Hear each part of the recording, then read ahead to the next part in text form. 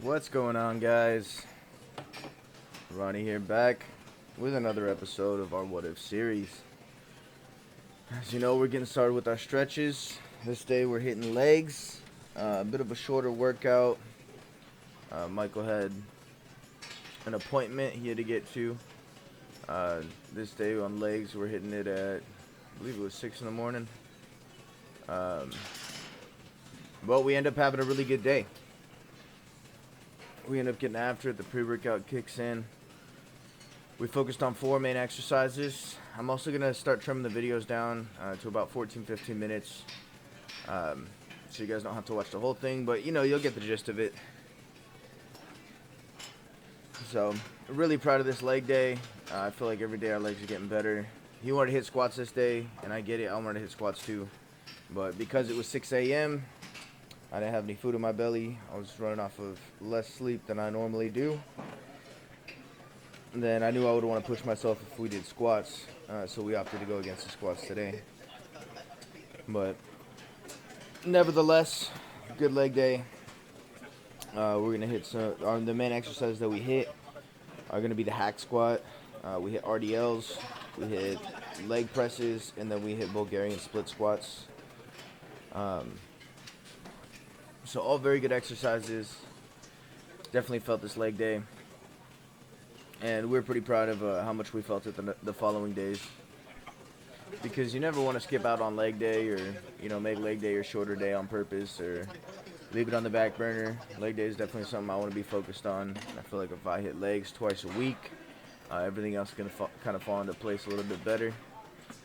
So obviously we hit the warm-up sets and everything. This isn't the warm-up sets, but I'm just jumping straight into the working sets for you guys. Save you guys some time. Just trim out kind of the fat of the video. Going over it, quote of the day today is to get anything of value, you have to sacrifice. You know that the harder thing to do and the right thing to do are usually the same thing. Nothing that has value is easy, and easy isn't part of a grown-up life. That's a quote from the show Blacklist. And I think that it goes really well, with kind of what I'm doing here. Sacrifice in, this instance will be, this is at 6 in the morning, and our schedule's kind of been everywhere, but sacrificing other things in the schedule to make time for this and make sure that this is a priority. Michael had an all-day event that he had to get to, but we gutted up and said, you know what, we'll go at 6 a.m. and we'll still get a good leg day in, no matter what. So I was really happy that we were able to do that. And definitely was the harder thing to do, but I feel that it was the right thing to do, to get to where I'm trying to be at. And I agree that nothing in life that has value is easy. That's why it has value. If everyone, if it was the easiest thing, then it'd be taken for granted and it wouldn't really be anything that people would cherish or, take as valuable. So I thought that was a good quote for us. Good to get us, back into the groove of things. So I'm back with my knee sleeves. I did tear my left knee sleeve in the back, but still just gonna manage with that until I can get some new ones. So we do go here. We build up fairly high. I don't know if this is 3 or 4 plates and 25, something like that on each side. But it was feeling good. That was the first working set of my drop set right here. So after that, I take off a 25, I take off a plate, and we go back for some more reps. I try to do drop sets, and you'll see me do drop sets a lot. You'll see us do drop sets a lot. I think that they come in handy as far as, maximizing the blood flow, getting a nice pump in that muscle, and just pushing the shit out of yourself. I mean, there's a point where I'm even willing to sacrifice a little form just for intensity, just for that tenacity in the gym. Little breather. Now we're into our third set of this drop set.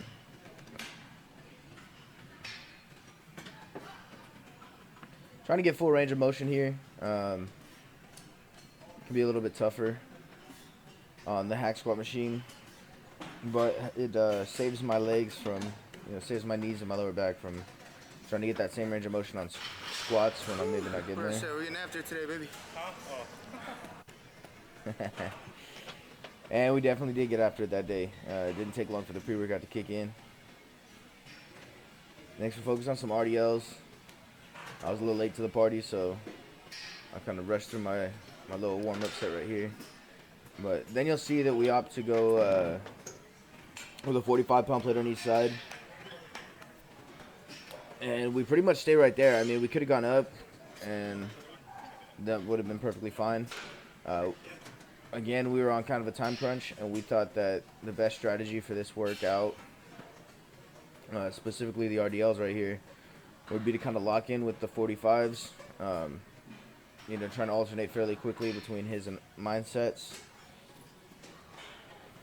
And just get some good working sets in, at a good consistent rate. And I thought that was a good idea. I mean, it felt good. Got some good work on the hammies real quick.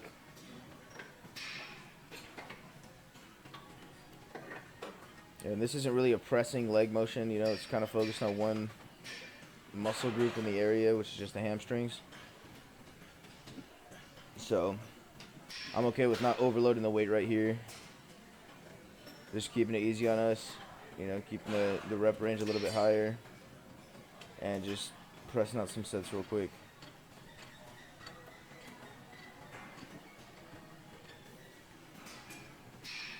I don't know why he opted for the belt on this set.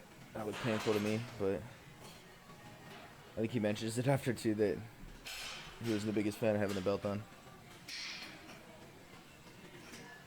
But you never know until you try. Trial and error. That's how we get through these things. Figure out what works best for us. Right here, I really try and get the full extension at the bottom. I think one of these times I actually hit one of the plates. Yeah, right there. I hit the plate on the ground. So then the next time I opted to stand on top of this little rubber bumper plate just to get a little bit more, range ability. Which is funny because then I feel like I don't even go that low after I put the plate under. But, oh well. It made me feel better mentally.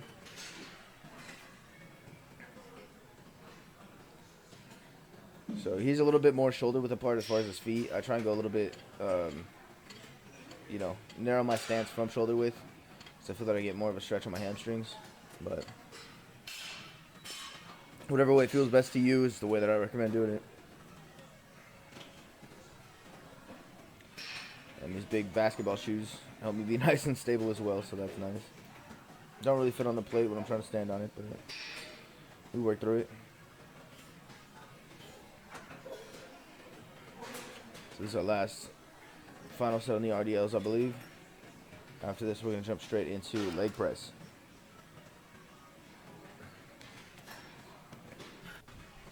So leg press, here we come.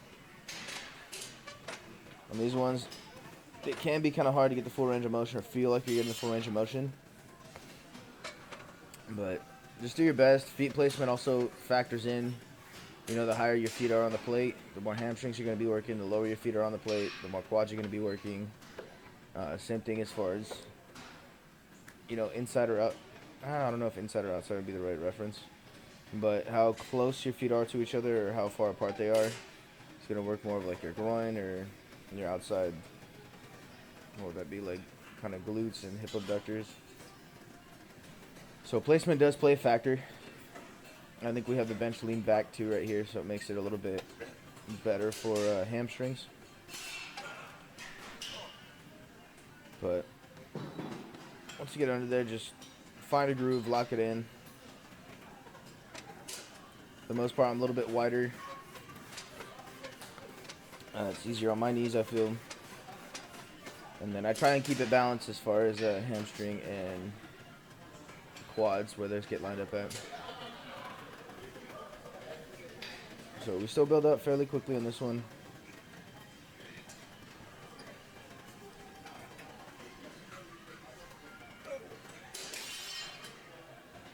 good work. And so it's the nice part on the leg presses too.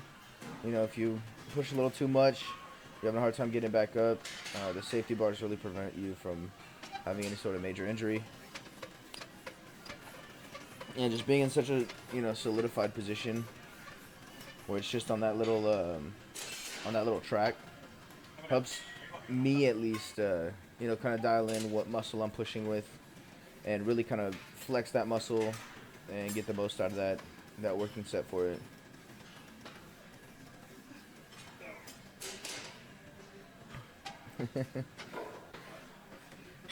You hear the moans and groans of, you know, the gym workout, and that's typical.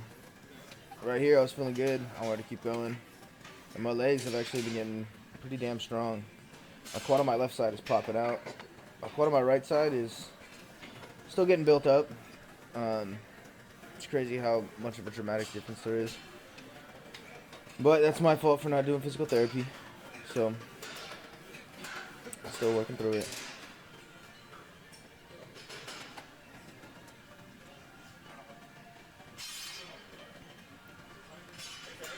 So, no drop set on this one. I believe I did 6 plates on each side on the last set. And so I'm going to drop it down to 3 on this set. But take a breather in between.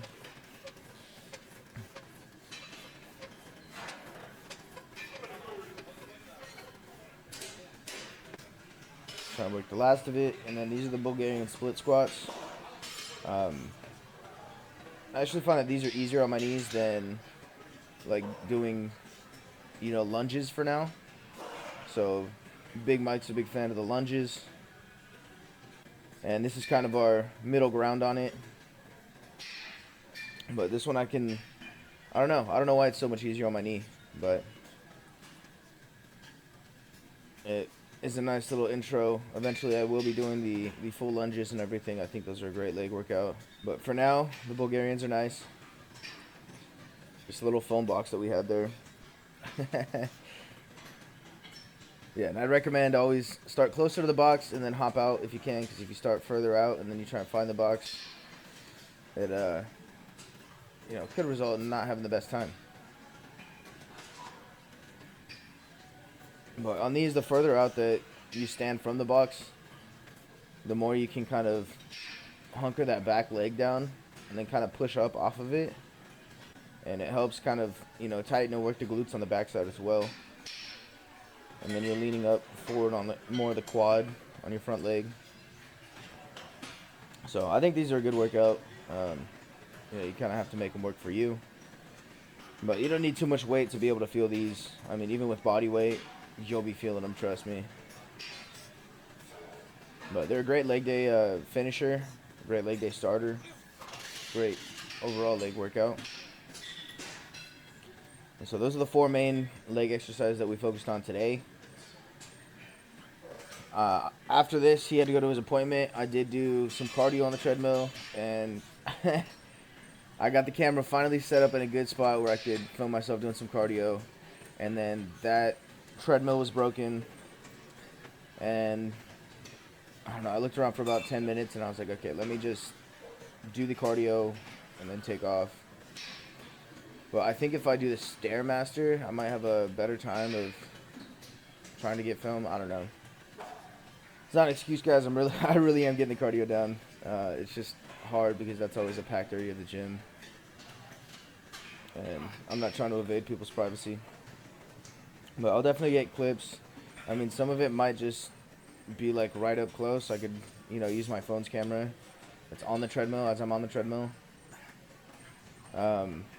You know, from right in front of me. You won't be able to see, like, the treadmill underneath me, but something I've thought about. As always, another day, another dollar. I'll see you guys on the next one.